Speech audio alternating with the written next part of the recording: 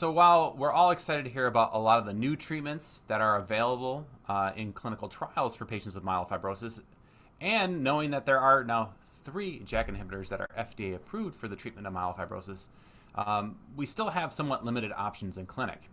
And patients are often treated with ruxolitinib early on in their treatment course, and then it no longer works for them, whether they're having cytopenias or they no longer have benefit in terms of spleen and symptom response, and that patient may go on to a treatment with another medication or take a treatment interruption from their ruxolitinib.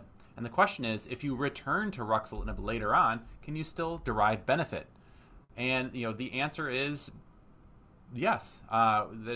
We've published now 2 papers looking at this. These papers are, for lack of better terms, glorified case series, where we've taken a large number of patients and looked deeply at their charts to see what happened when they were retreated with ruxolitinib.